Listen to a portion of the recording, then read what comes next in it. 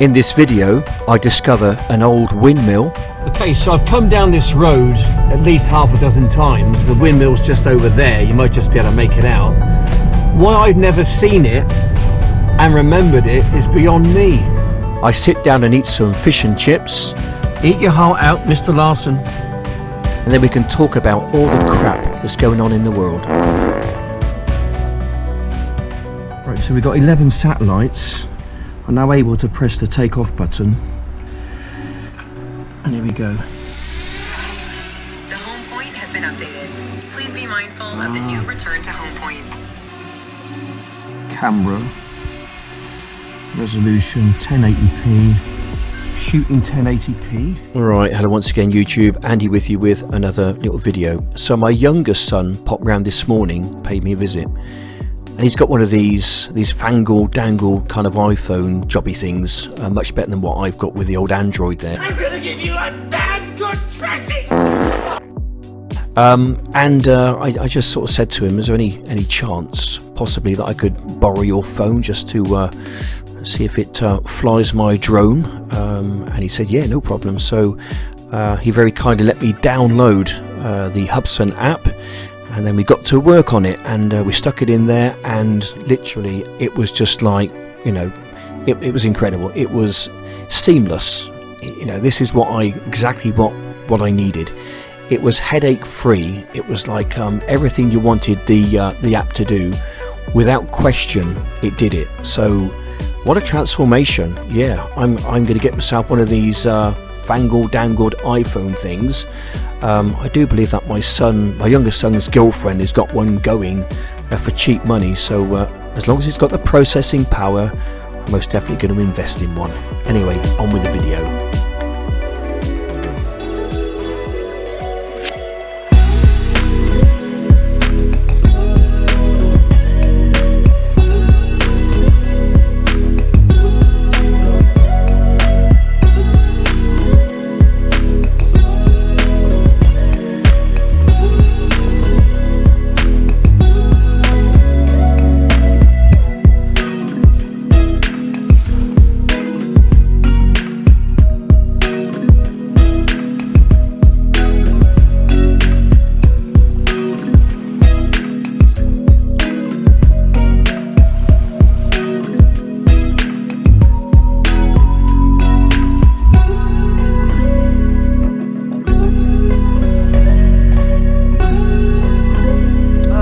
So in the background noise of the Chinook, regarding the iPhone and the Hubsan drone, perfect. It was almost as if I was flying a DJI Mini 2.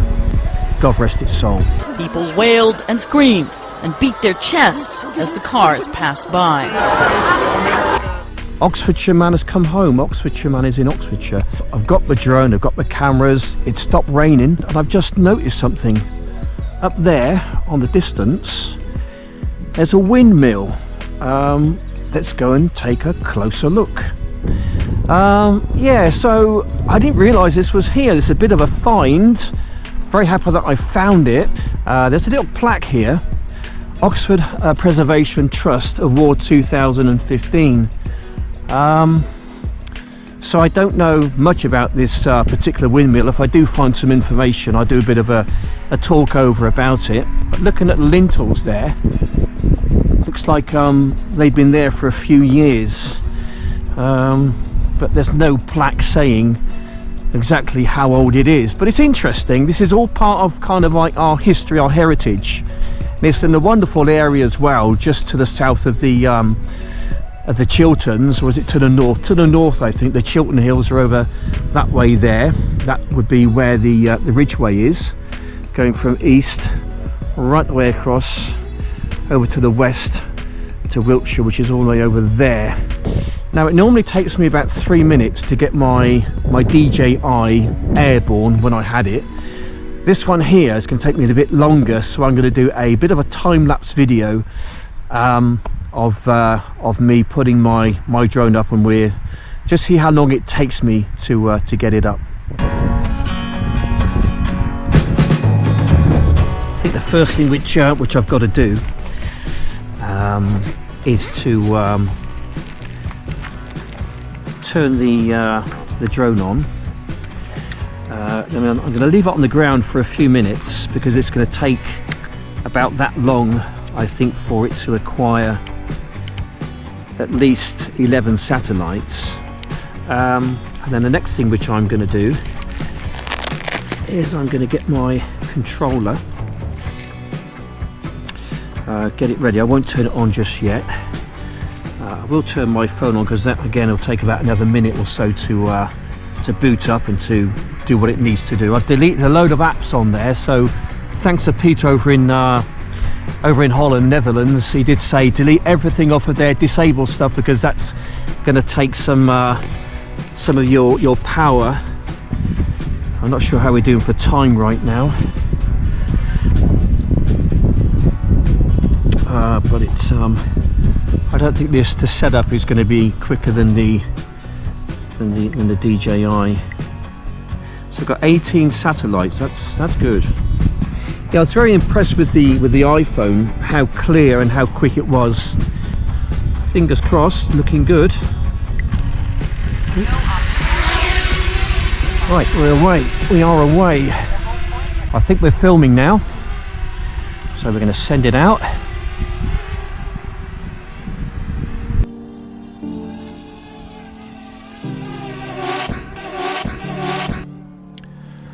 Okay, so I've been looking around the internet trying to find some information about the Great Hazley Windmill.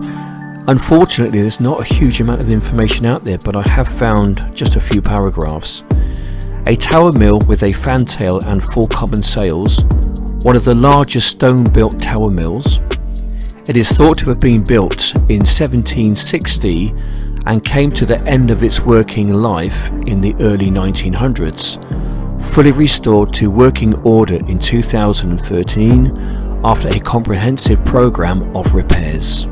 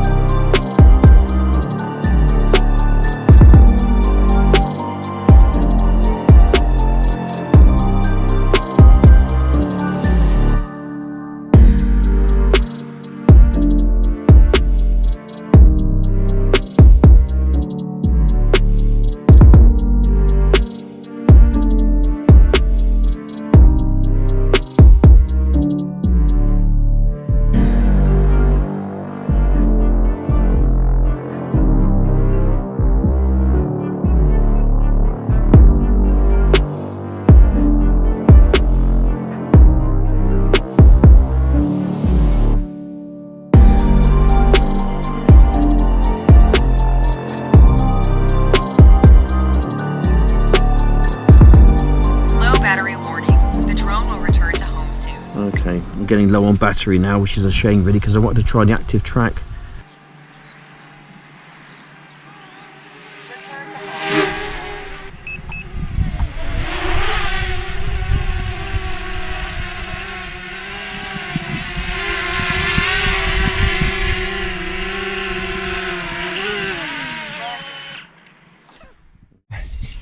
We're in Thame, named after the River Thames. I initially came here to get myself a bacon, lettuce and tomato sandwich and a cup of coffee. I can't find anywhere which actually sells such a thing, so I went past a fish and chip shop just now. I got myself some traditional fish and chips, so eat your heart out, Larson. Eat your heart out, Mr. Larson.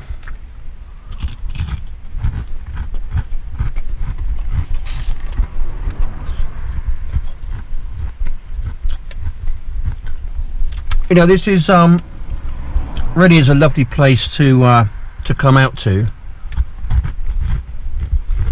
especially at the moment when the world seems to be going, you know, through some real tough times. I do think that times are going to get tougher.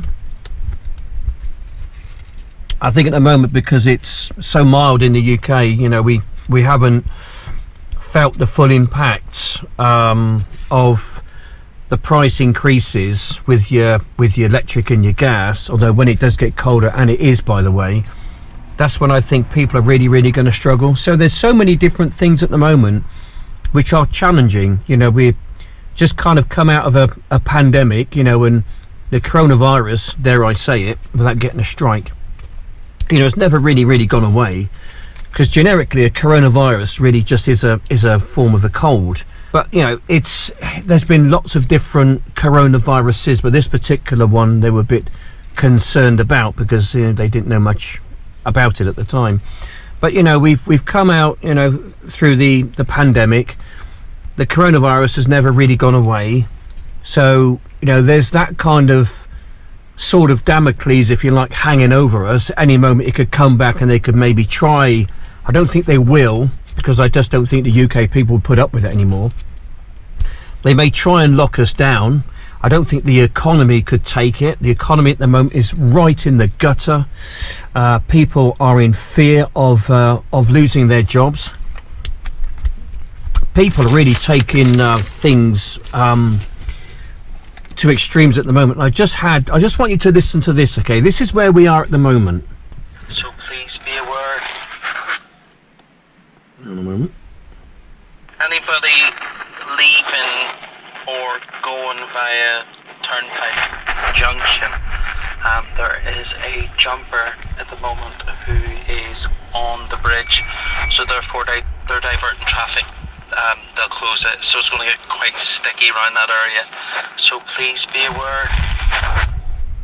Okay, that's where we are in the UK now. You know, people are getting depressed.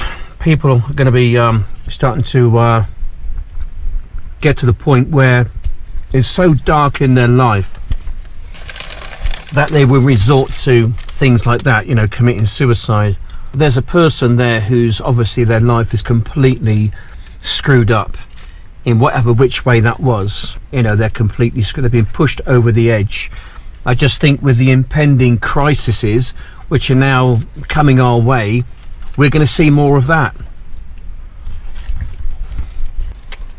Anyway, I do digress.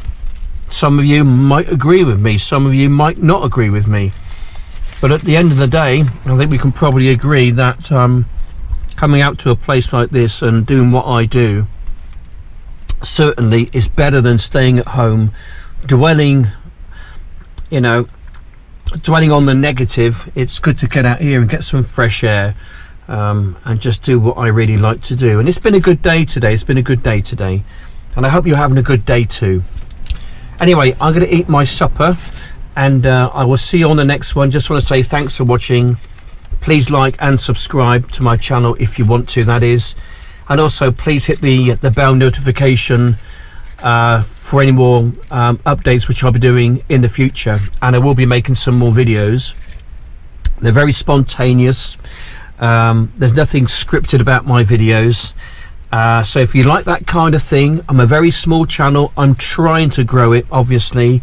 I did say to myself at the beginning of the year, if I can get to about 1,000 subscribers by the time the year is out, then I'm very, very happy to do that.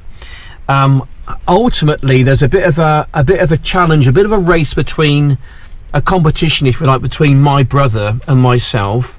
I'm Oxfordshire man, he's Wiltshire man, so I'll put a link to his channel down below.